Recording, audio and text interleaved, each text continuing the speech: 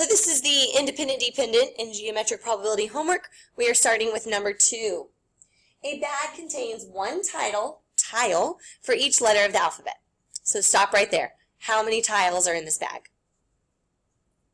26 letters in the alphabet. There are 26 tiles, okay? Have you ever played like bananagrams where the little letters are on the little tiles? Or Scrabble, there's letters on tiles for Scrabble. Anyways, what's the probability you choose a vowel or a letter in the word geometry? Now, you could treat this as a union problem if you really wanted to. You don't have to. I'm just going to show you. So there would be vowels, and then there would be the letters in the word geometry.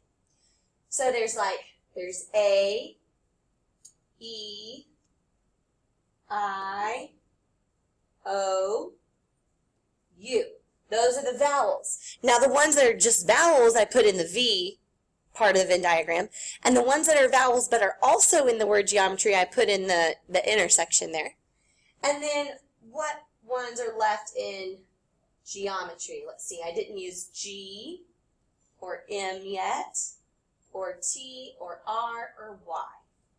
This is one way to think about it. You do not have to do it this way. I'll show you both ways. All right. Or means I am not picky. I want the ones from the vowel Venn diagram and from the geometry. I don't just want, it's not and, I don't want the ones that are in both. I want everything. I want to shade in all of that. So the total number of possibilities is 26. That's our sample space. How many are favorable?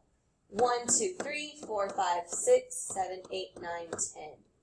10 out of 26. 5 out of 13.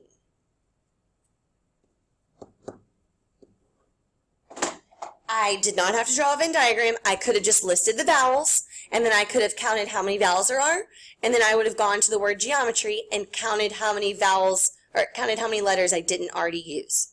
What you don't do is use a letter twice. So E is a vowel, and E is also in geometry. You can't count it twice because there's only one E in the bag.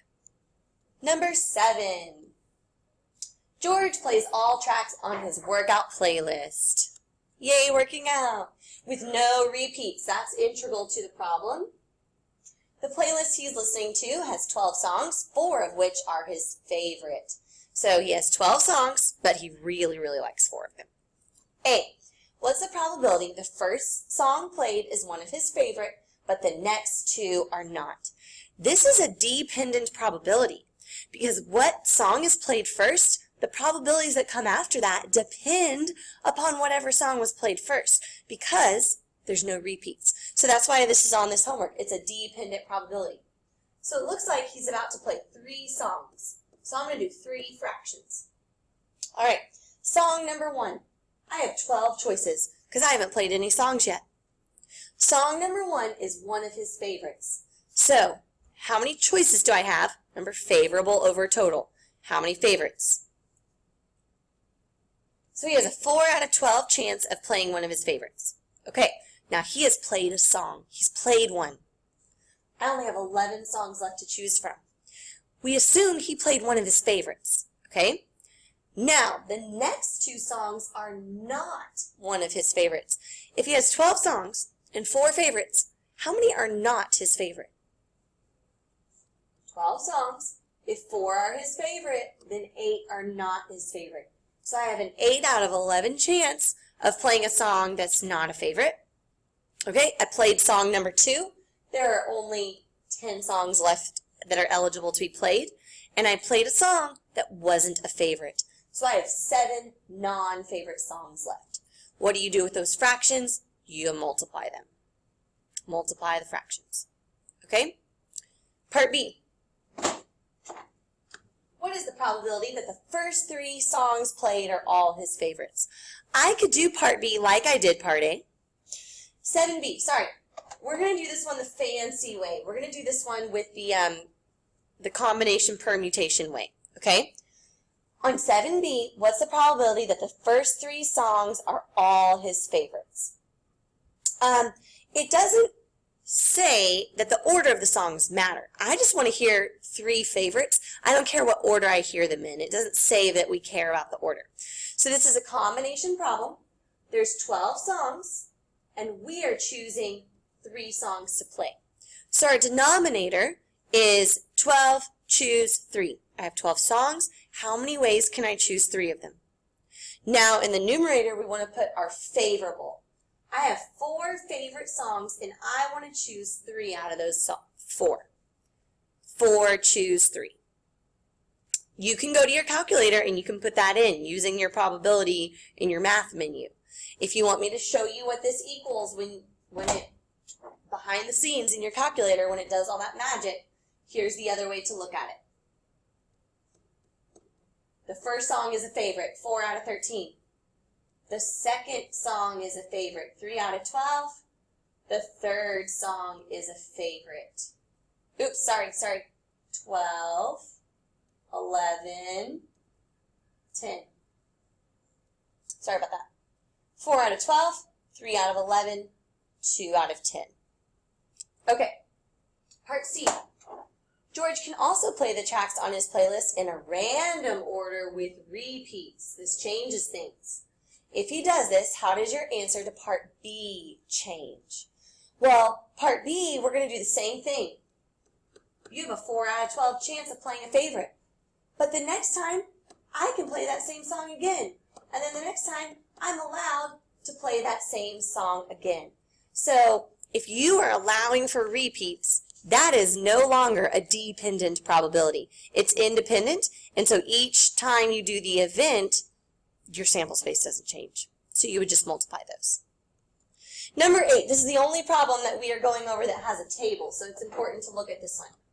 Part A, find the probability that a patient exercises. On each one of these, you want to ask yourself, what is the sample space? What is my total? What am I looking at this out of?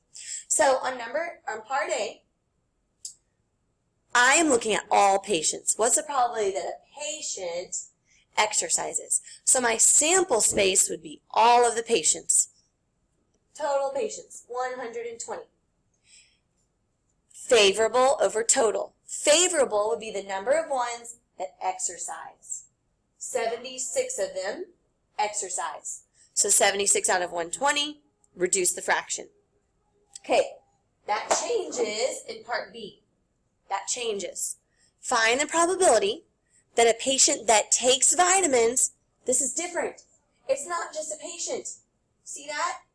It's a patient that has to take vitamins. Our sample space has changed. So my total is no longer 120. I'm not looking at all patients.